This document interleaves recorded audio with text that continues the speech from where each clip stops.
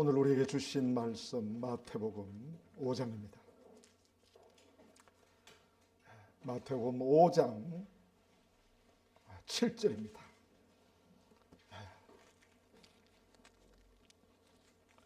우리 산상수훈 가운데 팔복 이제 반환점을 돕니다.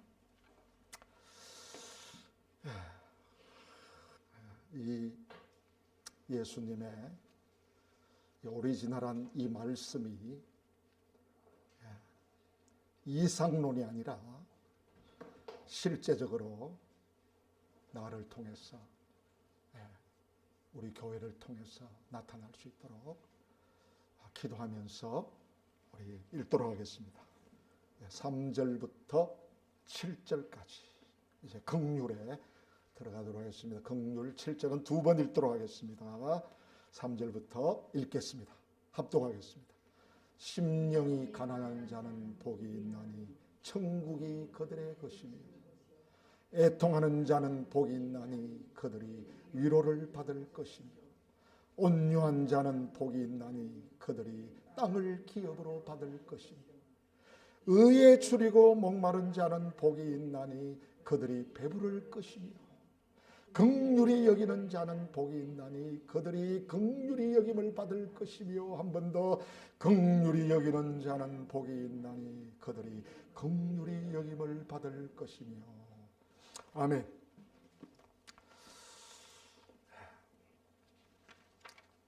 긍휼히 여기는 자의 복이 뭐냐? 여기서 긍휼히 여기다라는 말인 헬라어 엘레오 불쌍히 여기다, 자비로운 마음으로 상대를 대하다, 천하게 생각하다.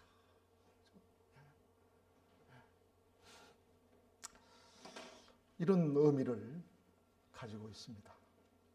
또한 긍휼히 여김을 받는다라는 말은 긍휼히 여기는 자는 복이 있는데 긍휼히 여김을 받는다는 말은 바로 이 엘레데선타이 미래 수동태입니다.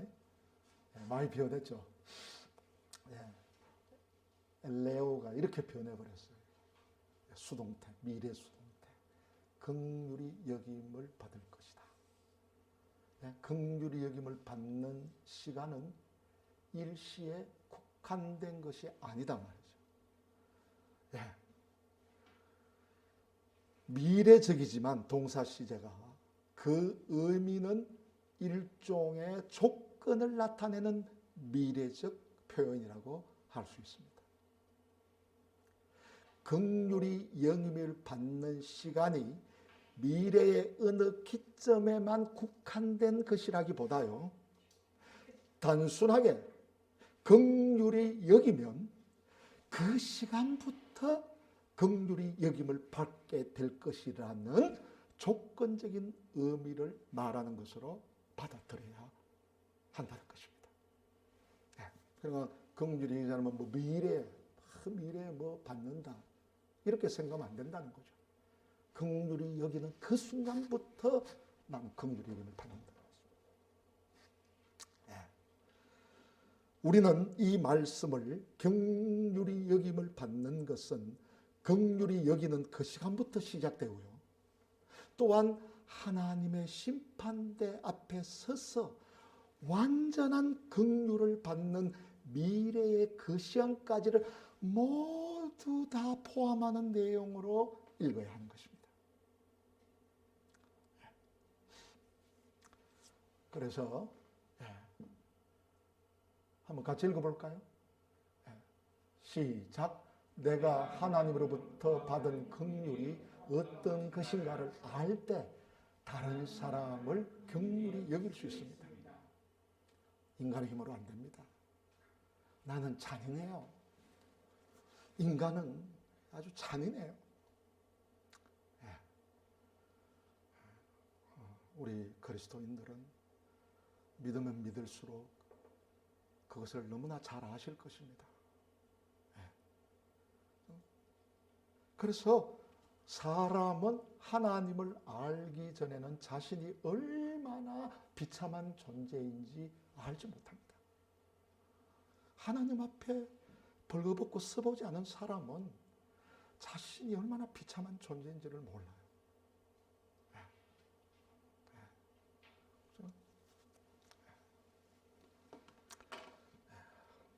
우리 전도사님들도 밤 기도에 토요일마다 하지만 이런 메시지가 그 말씀에 담겨 있습니다. 사람은 하나님의 형상과 모양으로 만들어졌죠. 그러므로 인간 존재의 목적은요, 인간 자신 속에 내재하는 것이 아니죠. 하나님에 의하여 객관적으로 부여되어 있는 것입니다. 하나님이 주셨기 때문에.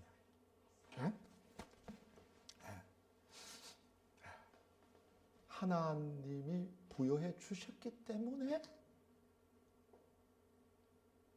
우리가 존재하는 것이죠. 우리 안에 있는 것입니다. 내 안에서 뭐 이렇게 노력하고 수양해가지고 나오는 게 아니란 말이죠. 하나님과의 관계가 단절된 상태에서는 인간의 가치를 찾아낼 수가 없습니다. 그런데 비극이 뭘까요? 인간이 하나님과의 관계가 단절된 후에도 자신의 존재 안에서 스스로 자신의 의미와 가치를 찾으려고 노력해 왔다는 것입니다. 하나님을 배제하고 하나님께 지원받은 존재인데 그 주인에게 가서 해결을 받으려고 하지 않고 자기 속에서 뭔가 자꾸만 이걸 만들어내려고 한다는 것이죠. 이 노력, 이 수고가 결국 인간의 가치 혼란뿐만이 아니라 왜곡된 의미를 얻게 되었단 말이죠. 왜곡시켜버렸어요. 결국 이런 것들이 여러 가지 양상의 현실적인 불행을 야기시킨 것입니다. 그래서 우리 두 번째 본문 한번 읽어볼까요? 그리스도 안에서 우리는 무신론적인 인간 존재의 절망적 상태와 파멸을 알게 되었습니다.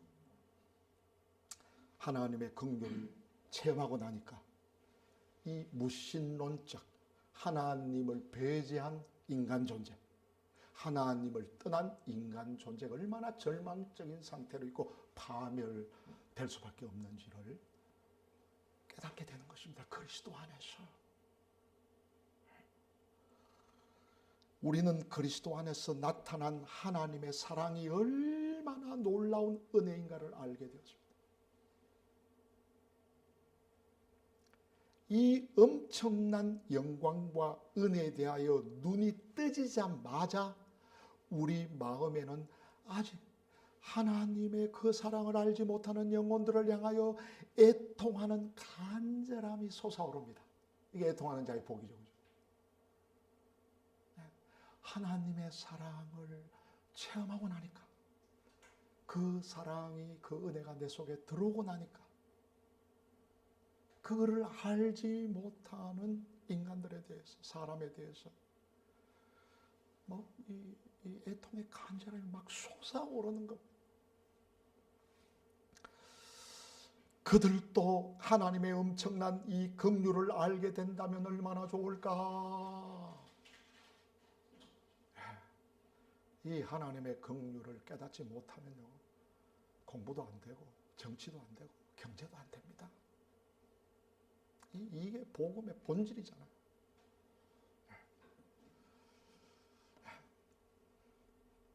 그러나 세상을 사랑하고 자기 편견과 자기 사랑의 사슬에 묶인 사람들, 이 하나님의 긍휼을 모르면 전부 자기 편견, 자기 고집, 자기 사랑, 자기 애죠, 그죠?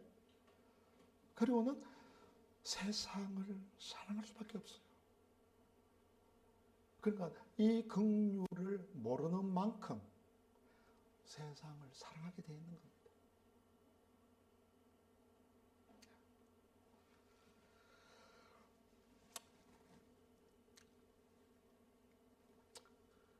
이런 사람들은 하나님의 긍휼을 알지 못해서 결국 받기를 거부할 뿐 아니라 너무너무 나가다 보니까 이제 하나님 싫다, 긍휼 싫다, 갈망도 하지 않습니다. 이게 우리 현대의 비극이죠. 비극입니다. 우리는 이 긍휼을 받지 아니한 그들의 현실적인 비극과 장차 올 결과가 어떤 것인가를 잘 알고 있습니다. 우리는 성경을 읽는 사람이기 때문에 성경을 묵상하고 성경을 가슴에 끌어안고 성경의 눈으로 보기 때문에 저들의 종말이, 저들의 마지막이 어떠한가를 잘 알고 있습니다. 뭐 지금 눈에 보이는 것은 뭐 잘 산다, 뭐 잘 먹는다, 뭐 이렇게 보입니다만은 천만의 말씀, 우리 선지자의 눈은 그렇지 않습니다.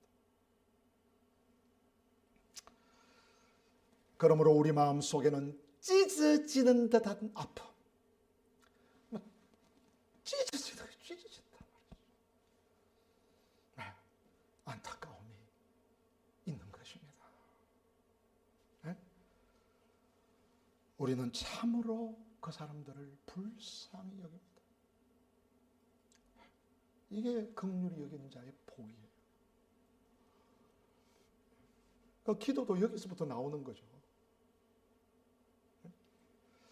그럼 우리 두 번째로 이 긍휼히 여긴다. 한번 읽어볼까요? 긍휼히 여기는 자는 이미 하나님의 긍휼을 받았다는 증거를 가졌기 때문에 복이 있다는 것입니다. 아멘. 그죠? 긍휼히 여길 수 있는 것은 이미 받았다는 증거가 있단 말이죠. 긍휼히 여기는 자가 긍휼히 여김을 받는 것이라기보다 잘 들어주세요.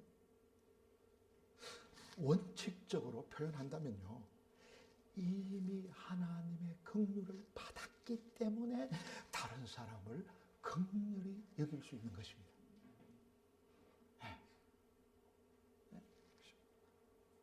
받지 못하면 그거는 입으로는 뭐 사랑이니 은혜니 뭐 긍휼이니 말하지만은 그 안에는 자기애. 그러니까 변화가 안 일어나는 거예요. 긍휼이란 여러 가지 의미를 가지고 있죠. 오늘 뭐 이걸 어떻게 다 말하겠습니까? 가장 중요한 의미 하나. 하나님의 은혜를 알지 못하는 사람들을 향해서 그 영혼을 불쌍히 여기는 심정의 상태를 말하는 것입니다.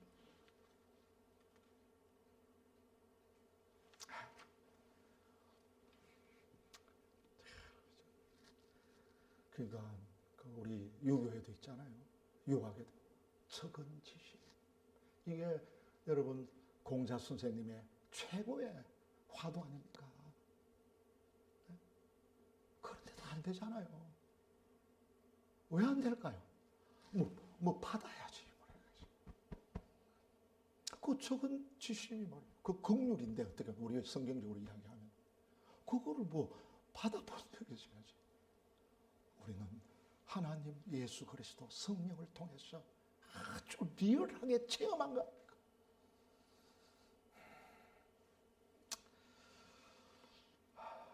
그러므로 자신이 하나님의 은혜를 모른다면 하나님의 은혜를 모르는 사람을 불쌍히 여기는 마음을 가졌기가 만무하잖아요. 모르는데 무슨 그 불쌍히 여기겠어요. 아주 그냥 잔인한 것밖에 없죠. 남을 밟아야 되니까. 안 그러면 내가 못 사니까. 또한 긍휼히 여길 아무런 이유도 찾지 못할 것입니다. 내가 왜 저거를 긍휼히 여겨야 돼? 저런 사람을 왜 긍휼히 여겨야 돼? 뭐 이유가 없습니다. 오히려 세상 쾌락에 빠져 사는 사람들이 그리스도인들에 대하여 가엾게 생각하기도 합니다. 저 예수 믿는 사람들 무슨 재미로 사나? 저 예수 믿는 사람들 저렇게 살아가지고 저거 살아내려나? 그러니까 그 예수 믿는 그런 부모들도 말이죠. 자기 자신들에게 네 너무 착하면 안 된다. 네 이렇게 살다가는 세상에서 다 잡혀먹는다. 성경대로 살면 네 완전히 그냥 루저 된다. 이런 말이 나올 정도예요. 완전히 기독교의 복음을 곡해시키는 거죠. 그러니까 우리가 솔직하게 말했어요. 네? 네 대학 들어가고 나서 신앙생활 잘해라. 이게 무슨 말입니까? 이게? 여러분 그거 우리 속으면 안 돼요. 네? 어릴 때부터 아이가 긍휼이 풍성한 아이로 만들어 가야지. 그러니까 지금 이제 한번 보세요. 지금 철학에서나 사상에서나 모든 종교에서 지금 한숨 쉬고 있습니다. 지금 이게 저는요 참으로 영적인 어두움이다. 영적인 어두움. 영적으로 너무너무 어둡다는 거예요. 이게 절대적인 어두움이에요. 영적 어두움은 단순한 어두움이 아니에요. 그래서 여러분 이집트에서 하나님이 자기 백성들을 끄집어내실 때 마지막 재앙이 뭡니까? 장자 죽이는 재앙이죠. 그 전 9번째 재앙이 뭔지 아십니까? 어두움의 재앙이에요. 이거 아주 순서도 아주 놀랍습니다만은 왜 어두움의 재앙을 주셨을까? 이건 우리가 풀어내야 돼요. 그러니까 한번 출애굽기 10장 21절인데 한번 읽어볼까요? 시작. 여호와께서 모세에게 이르시되 하늘을 향하여 내 손을 내밀어 애굽 땅 위에 흑암이 있게 하라. 곧 더듬을 만한 흑암이리라. 어두움은 어두움인데 흑암인데 더듬을 만한 흑암이다. 여기 이제 우리가 탁 끄집어냈습니다. 곧 더듬을 만한 흑암. 야, 배 야메시 호세크. 이거 빛과 어둠을 만드실 때 그 호세크. 배 아메시 호세크. 더듬을 만한. 그러니까 이게 배 아메시가 원형이 마샤시예요. 이게 이제 죽인다 뭐 이런 것도 뭐 킬도 있습니다만은 그 그룹이 뭡니까? 손으로 만진다, 더듬는다 할 때 그 그룹. 그러니까 세번역 성경에는 읽어볼까요? 시작. 손으로 더듬어야 다닐 만큼 짙은 어두움. 우리말 성경에는 그 어둠으로 말미암아 그들은 앞을 더듬으며 다녀할 것이다. 공동 번역에는 손으로 만져질 만큼 짙은 어둠. 뭐 가톨릭 성경에도 마찬가지입니다. 킹 제임스 버전에는 maybe felt, 느낄 만한 이런 걸로 썼습니다. 메시지 성경에는 터치라는 걸 씁니다. 그러니까 이 더듬을 만한다는 것은 조금 보이지 않습니다만은 번역이 손으로 어둠을 만진다는 거예요. 그러니까 이 어둠은 물리적인 단순한 어둠이 아니라는 거죠. 이 어둠은 손으로 더듬을 만한 어둠이라고 했습니다. 더듬거린다는 말보다도 그냥 이게 우리 저 안목보사님 뭐 그냥 더듬더듬하는 그런 것이 아니라 그 어둠을 손으로 만질 만한 어둠에 손에 잡힌다는 거예요. 이게 그러니까 이 어둠은 사실 지옥의 그림자를 보여줘요. 이 어둠의 지옥은 손으로 더듬을 만한 어둠이라는 겁니다. 그 절대적인 어둠을 하나님께서 바로에게 이집트에게 보여준 거예요. 그러니까 우리가 장차 지옥에 들어가면 그곳은 흑암의 덩어리가 뒤덮게 된다는 겁니다. 그렇죠? 이 어둠의 지옥을 우리 헬라어로 타르타루스라고도 합니다만 이 타르타루스가 이게 어디서 왔냐면요. 베드로전서 2장 4절에 보면 시작. 하나님이 범죄한 성사들을 용서하지 않으시고 지옥에 던져 어두운 구덩이에 두어 심판 때까지 지키게 하셨으며. 아멘. 이게 무슨 지옥에 던지는데 그 지옥이 어두운 구덩이. 이걸 분명하게 제시해냈어요. 베드로가 이것을 깨달았어요. 그 이게 헬라어로도 맞아요. 조프, 타르타로사스. 예. 바로 이 원형이 타르타로죠. 거기에서 타르타로스, 타르타루스가 왔단 말이에요. 지옥이 왔다는 거예요. 언어가 보면은 아주 그 깊고 깊은 시면, 그걸 하데스라고 그러고 게헨나라 그러기도 하고, 헬, 영어로 하면 헬이죠. 근데 바로 이 타르타로스, 타르타르, 여러분 이 단어가 콜타르가 바로 여기서 나온 거예요. 콜타르 아죠? 서구에서 나오는 거. 그 아스팔트 까는 거 말이에요. 그거 어떻습니까? 끈적끈적 해가지고 그 찌 뽑아올리면 찐득찐득하게 올라오잖아요. 그죠? 그 콜타르가 바로 이 단어에서 연유된 거예요. 시큼한 그런 기름 같은 거. 끈적끈적한 거죠. 그러니까 이 어두움은 마치 끈적끈적한 콜타르를 세상에 가득 채우고 그 속에서 흐적거리는 것 같다는 것입니다. 그러나 지옥을 말할 뿐만이 아니라 지금도 하나님의 긍휼을 모르는 공동체는 지금 그런 어두움 속에서 콜타르 같은 그런 어둠 속에서 만지고 이게 우왕좌왕한다는 거예요. 이게 유대 전설에 의하면요.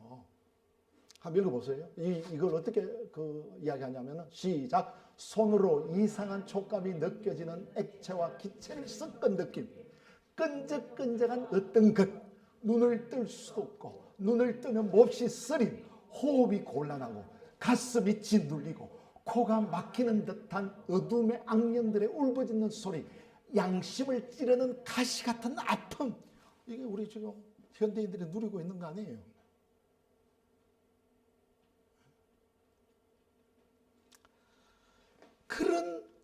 그런 코가 막히는 듯한 어두움이단 말이죠. 그러니까 그 끈적끈적한 어두움 속에는 악령들의 울부짖는 소리와 양심을 찌르는 듯한 가시와 같은 아픔이 이상한 바람처럼 계속 몰아붙였다고 합니다. 참 어떻게 이렇게 잘 표현했을까요? 그래서 지금 이 철학에서도 마찬가지고요. 종교에서도 마찬가지입니다. 지금 현대 이런 사상에서도요. 여러분 지금 우리가 사는 이 세상을 한번 보자 말이죠. 이거는 세상 학자들이 말하는 거예요. 지금 사회적인 경차. 뭐 양극화 말아 많이 나잖아요. 그죠? 권력의 독과점. 아주 권력만 잡으면은 이거 다 그냥 차지해야 되는 이게 날로 심해진다는 거예요. 우리나라만 그런 게 아니고 세계 자체가 자꾸 이래 된다는 거예요. 들어가서 교육의 실패는 돌이킬 수 없는 수준이라는 것입니다. 이미 19세기에 교육학자들이 우리 교육은 끝났다 이제. 이미 선언했었어요. 그런데 지금 어떻게 됩니까? 교육이 안 됩니다. 지금 여러분 청소년들 이거 보통 일이 아니죠. 네? 그러니까 민주주의가 후퇴된다는 거예요. 여러분 잘 아실 거예요. 민주주의가 자꾸 후퇴된다는 거예요. 자꾸 좌로 우로 치우쳐간다는 거예요. 극성을 부린다는 거예요. 이거는 여러분 이런 시대가 이게 어두운 시대예요. 이게. 네? 그런 가운데 무엇보다도 인간다운 덕성과 자질을 뿌리부터 부정하는 이 물신주의.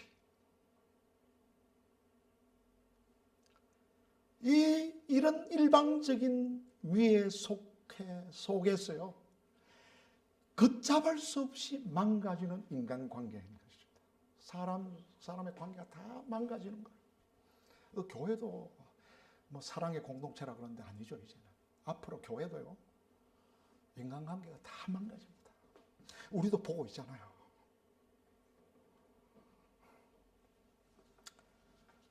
그것에 따른 인간성의 황폐가 되는 것입니다. 사람이 더 무섭단 말이에요. 그 지금 여러분, 우리나라가 이렇게 잘 산다 그러고 잘 먹는다 그래도 왜 외국에서 볼 때 이거 좀비들이 왜 이렇게 한국에 많느냐? 좀비 영화, 좀비 드라마, 지금 학교에도 좀비들, 뭐 정치에도 좀비들. 그러니까 그 어떤 교수는 좀비 정치라고 해요. 좀비 정치. 이게 서로 막 물고 뜯는다는 거예요. 인간성이 황폐되었어요. 우리 신앙인들도 하나님의 사랑, 하나님의 은혜를 이야기하는 우리 그리스도인들조차도 좀비 그리스도인이 되어버렸다는 거죠. 이거 제 이야기가 아니에요. 이거 제 이야기가 아니에요. 그래서 이 학자들의 사상가들의 철학자들이 지금 근대의 어둠에 빠져 있다. 그래서 책이 무슨 책이 나왔는지 아십니까? 다시 계몽이라는 책이 나왔어요. 이제 다시 계몽주의로 돌아가야 돼. 이 인간들을 계몽해야 된다. 인라이트먼트, 빛으로 들어갔어요. 지금 사상계가 지금 현대 사상이 이렇습니다. 지금 우리 시대가 너무 어둡다. 인간들 보면 너무 어둡다. 그럼 그게 어디서 나오겠습니까? 지금 영적인 어두움을 모른단 말이에요. 정말 우리 헤브론 교회는 바로 여기 있어. 이 영적인 어두움을 밝혀줄 참빛 곧 예수 그리스도. 어둠 속에 찾아오신 예수 그리스도가 빛이라 그랬는데 이 영적인 빛의 이 능력이 어디 있느냐 이거예요.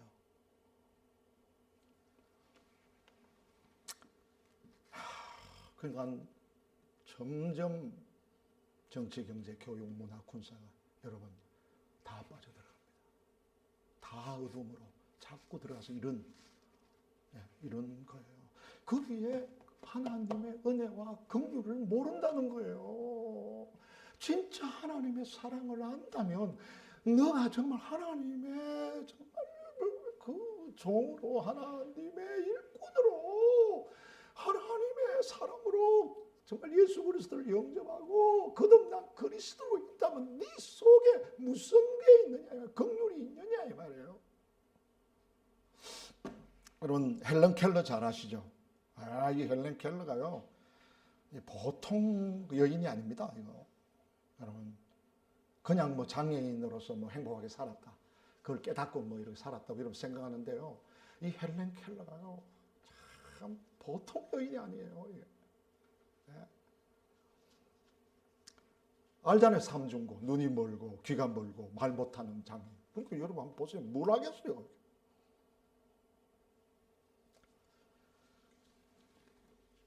이 여인의 4명과 통하는 길은 오직 촉각뿐이었어요. 촉각뿐. 전부 다 촉각으로 단어를 배우잖아요. 물을 떨어뜨리면서. 그 설리반이라고 하는 그 여자 선생님한테 들이 쳐받아가지고 이 애가 상처가 많아가지고 선생님 이빨을 두세 개인가 다 뽑아 다 망가지도록 만들 정도로. 그러니까 이 여인이요, 여러분 그 미국이 자본주의와 물신주의, 이 잘못된 자본주의로 빠지는 것에 대해서 굉장히 애통하면서 이 우리 미국이 이런 물신주의, 이런 거 흑인들 압박하고 가난한 사람들, 장애인들을 압박하는 이런 게 어디서 나오느냐. 그래서 이 평생을 그렇게 헌신합니다. 그 자본주의 대안으로 사회주의를 받아들입니다. 러시아 혁명할 때 이걸 왜 자본주의를 이걸 치료를 할 수가 없을까? 이 물신주의를 빠져나가는 이 미국을 찾기 위해서는. 그런데 여러분 아시다시피 그 사회주의가 여러분 스탈린이 들어오면서 엉망진창으로 만들어 버리잖아요. 지금 여러분 오해하시면 안 돼요. 이 지금 우리가 그 개천 마크를 가지고 이 안 된다는 거는 이 스탈린이 말이죠. 이게 이 독재자가 이게 말이죠. 완전히 다 망쳐버린 거예요. 이게 사실은 이 사실 보면 같이 있어야 이게 서로 견제하면서 이게 자본주의가 더 물씬주로 안 빠질 텐데. 여러분 너무 그렇게 일방적으로 우리가 보면 안 돼. 그래서 이 스탈린이 그런 바람에 포기합니다. 이 결부를 해버려요. 그러니까 사실 사상으로 안 되잖아요. 이게 1937년에 한국에 옵니다.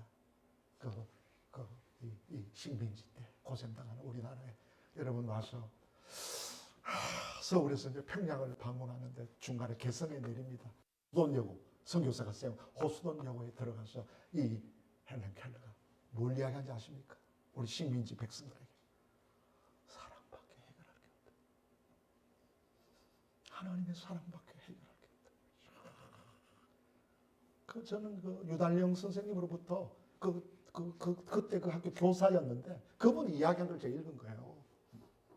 그 헬렌 켈러 와서 내가 지금까지 이렇게 운동도 많이 하고 뭐 많이 이렇게 참 했지만은 결국에는 하나님의 사랑이 없이는 그러니까 하나님의 사랑을 체험하고 하나님의 긍휼을 체험하고 하나님의 은혜를 체험하지 않고서는 안 된다는 거야. 그게 그건 뭘 가지고 우리가 싸워야 되느냐 말이죠.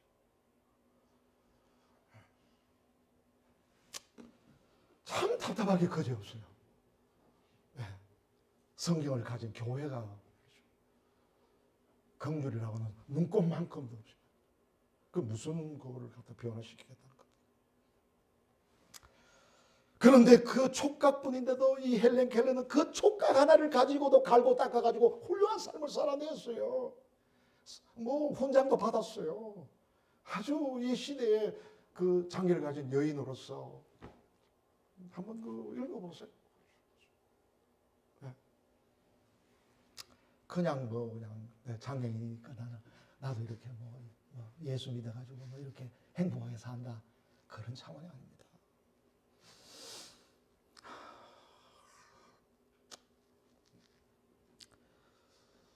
그런데 하나님은 교만하고 완악한 사람들에게는 촉각마저 막아버리십니다.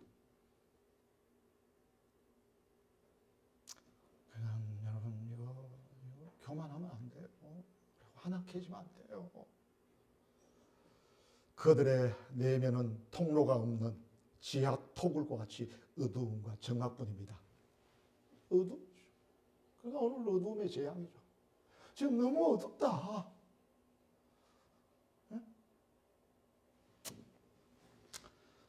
구원의 기회를 저버리고 독생자의 보혈을 발로 짓밟아 버리고 하나님의 은혜와 사랑을 비웃는 사람들에게 내린 저주가 무엇인가를 똑똑하게 보여주고 있습니다. 그것은 그들의 영적인 눈을 어둡게 하는 것이고 영적인 귀를 멀게 하는 것이고 영적인 지각력을 파괴시켜버리는 것입니다. 다 날아가 버립니다. 영적인 눈, 영적인 귀, 영적인 그 지각력이 다 뭉그러져 버리는 거예요. 그러니까 세계가 돌아갈 일이 없죠. 앞으로 더 험악한 거 보실 겁니다. 우리 교회가 정말 이 영적인 이 역사를 이 급격한 중생한다 거듭나는 게 뭡니까?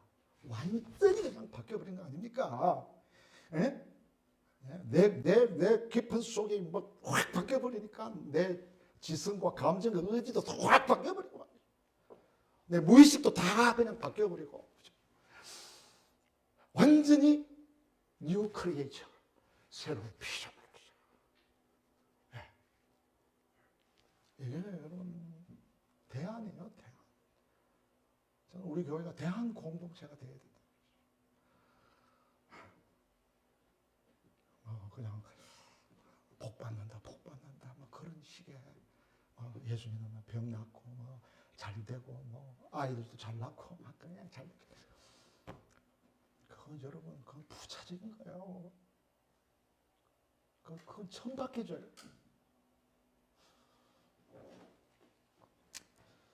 이게 얼마나 참으로 무서운 저주입니까? 저주가. 그러므로 구원받지 못한 사람들을 향하여 긍휼히 여기는 마음을 가졌다는 그 자체가 무엇보다도 내 자신이 하나님의 구원의 은혜를 알고 있다는 강력한 보증이 되는 거 아닙니까? 네?